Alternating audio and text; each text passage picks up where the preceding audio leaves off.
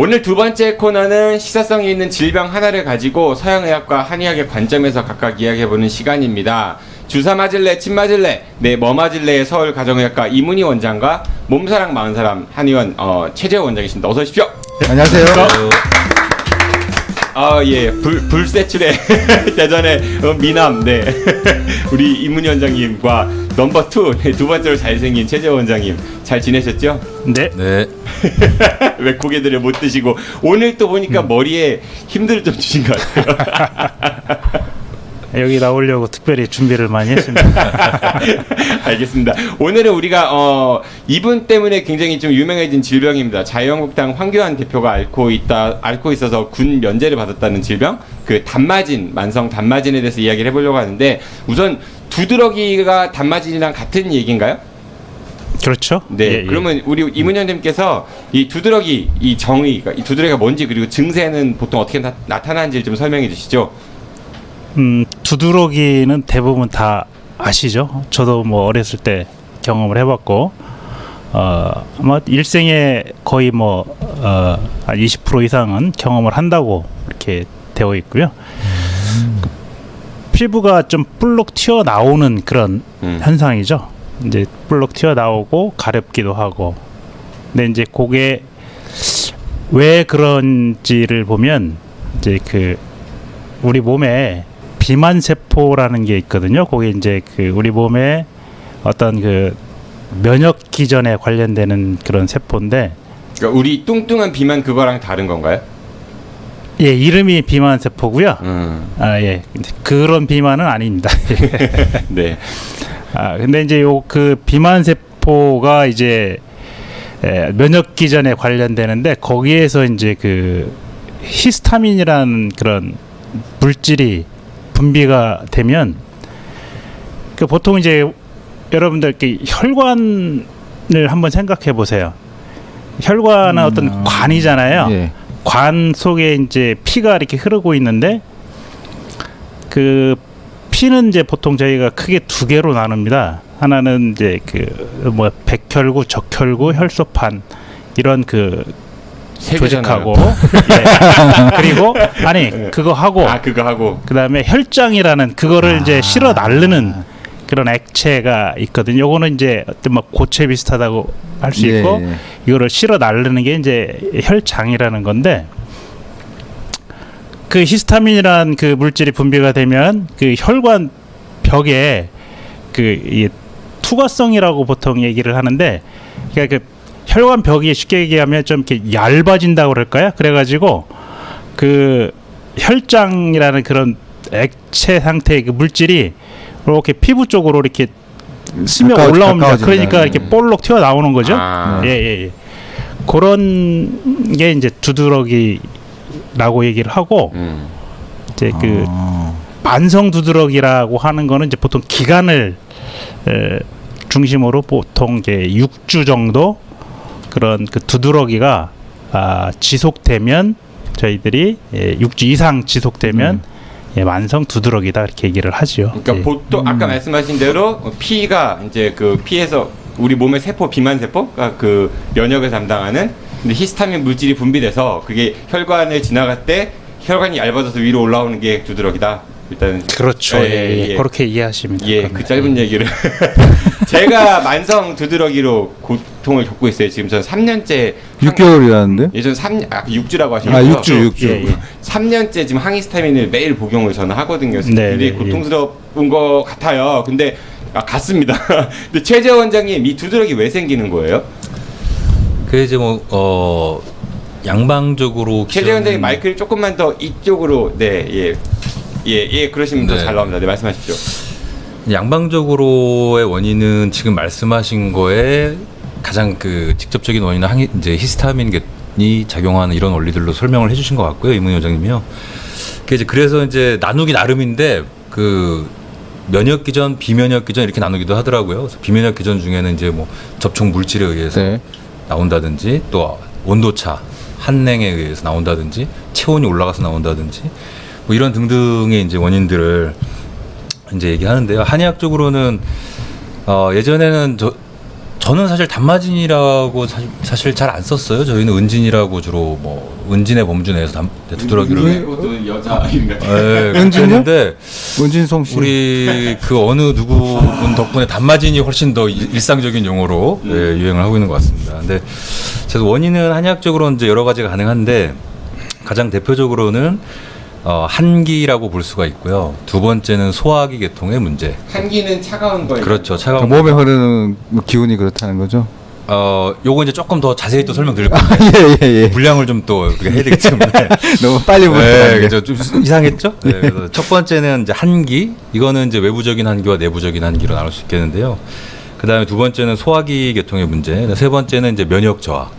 네, 그다음에 네 번째는 마음이라고 볼 수 있는데 요거는 이제 한의학적으로는 심간의 어떤 이런 거와 관계가 좀 많은데 그 이제 크게는 뭐 이건 나누기 나름인데 네. 저는 일단 요 네 가지 정도로 한번 나눠봤어요. 대표적인 걸로. 그래서 첫 번째 한기는 외부의 한기는 말 그대로 외부에 이제 찬 기운이 오면 우리가 피부 호흡을 해야 되는데 여기서 발산이 안 되는 거죠. 이제 오므라들어 버리는 거죠. 그래서 모공들이 잘 안 열리고 이제 이렇게 됐을 때 여러 가지 증상이 나타날 수 있는데 사람에 따라서 어떤 그 몸 상태에 따라서 발산을 하려고 애는 쓰는데 바깥으로 발산이 안 되면서 여기서 이제 두드러기 형식의 반응이 나올 수가 있는 거죠. 피부가 그렇다는 건가요? 그렇죠. 아, 예, 예. 그래서 이게 이제 두드러기 같은 경우에 그 피부에서 좀 바깥쪽, 네, 피부에서도 바깥쪽에서 반응이 나오면 두드러기가 나오는 거고 아. 조금 더 안으로 들어가서 이제 진피층 곧 이하 정도에서 나오면 몸이 너무 추워가지고 자기를 방어하기 위해서 자연적으로 두드러기 나온다 이런 얘기신 거예요.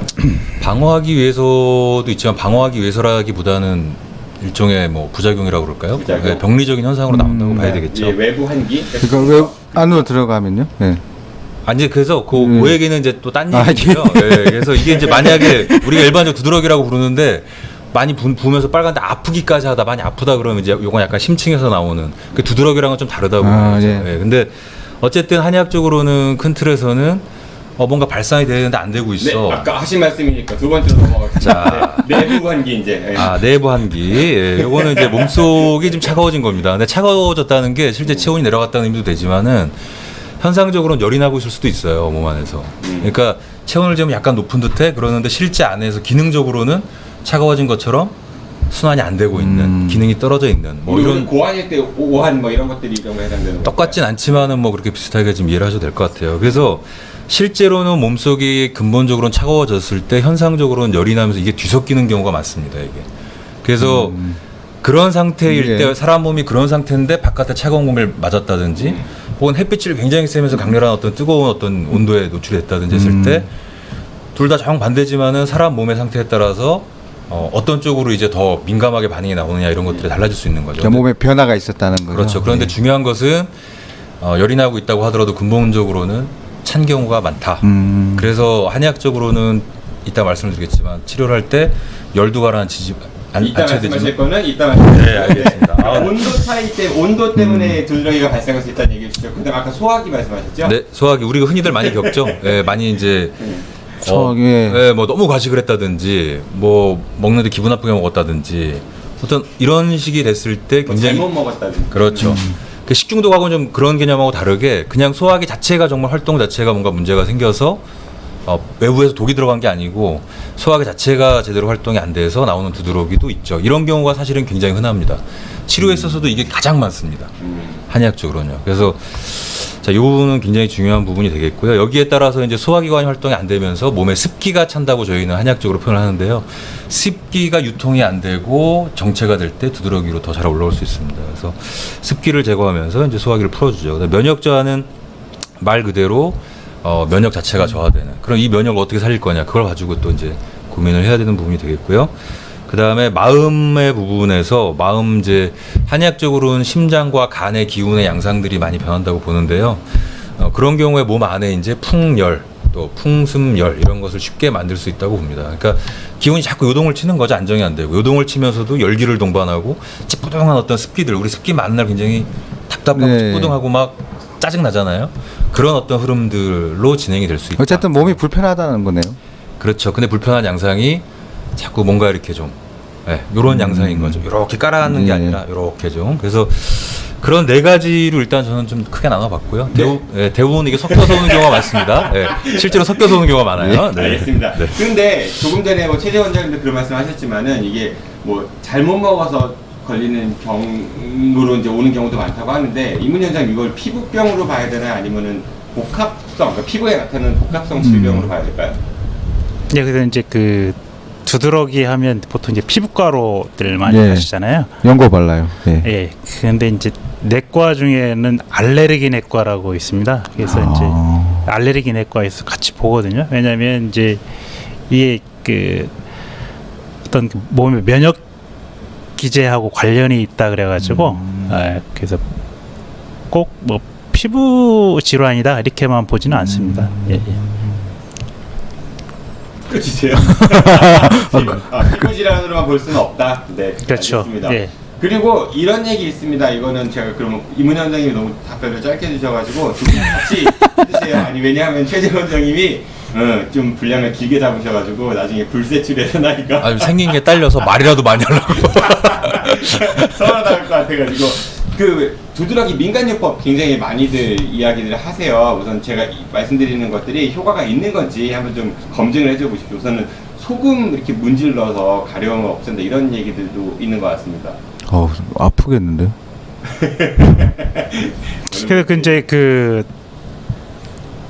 예, 만성 두드러기 같은 경우는 진짜 오래 가고 힘들기 때문에 이제 그 어떤 그 다른 쪽에 관심을 귀가 얇아지잖아요. 네. 아, 그래서 이제 뭐 여러 가지 하는데 의학적으로 사실 입증된 거는 없습니다. 예. 그러니까 민간요법 네, 네. 중에서요? 네.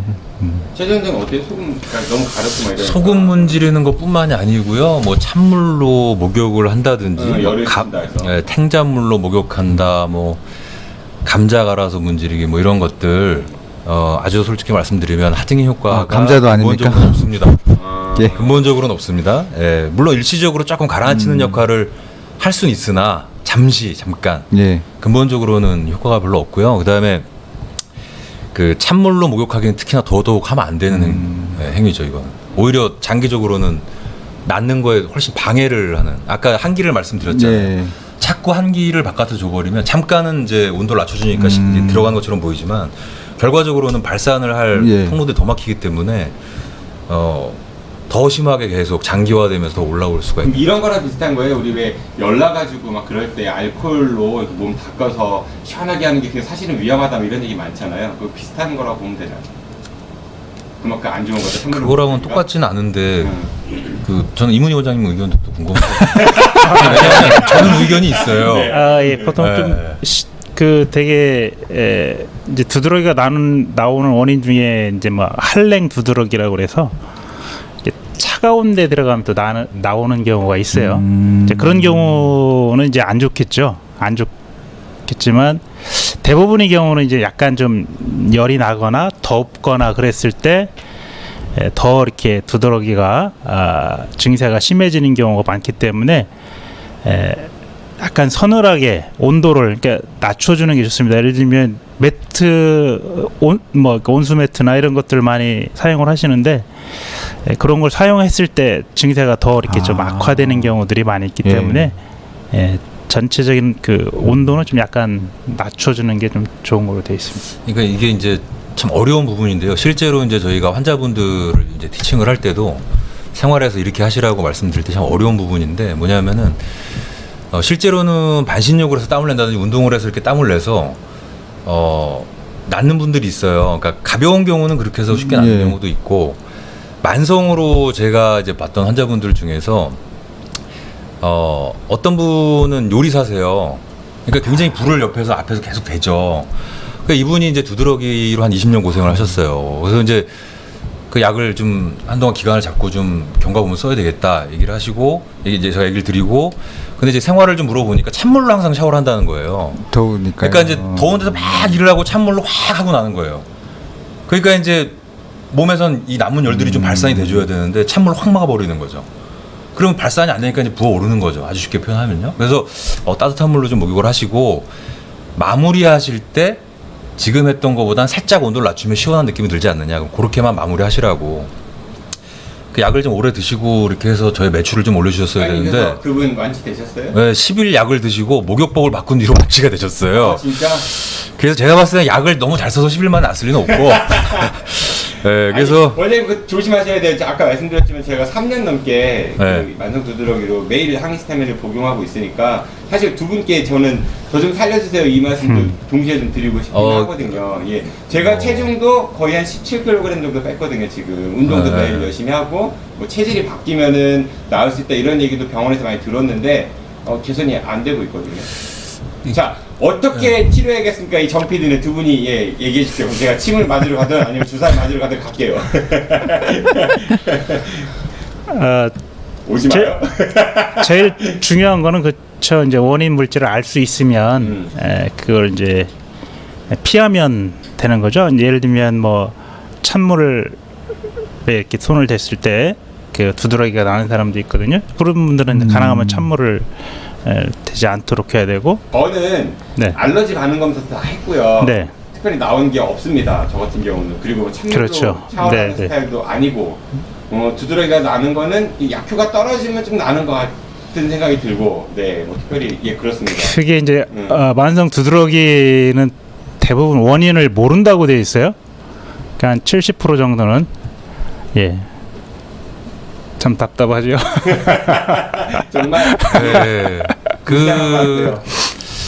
이제 한의학의 강점이 또 이런 때 나타납니다. 그래서 진짜 열흘 만에 날 수 있어요. 물론 이제 그런 경우 아주 특수한 케이스입니다. 네. 네, 오래 되신 분들은 오래 치료해야 됩니다. 네. 어쨌든 치료가 되는 거잖아요. 아니, 그분 20년 거를 열흘 만에 했다며 저 3년밖에 안 됐어요.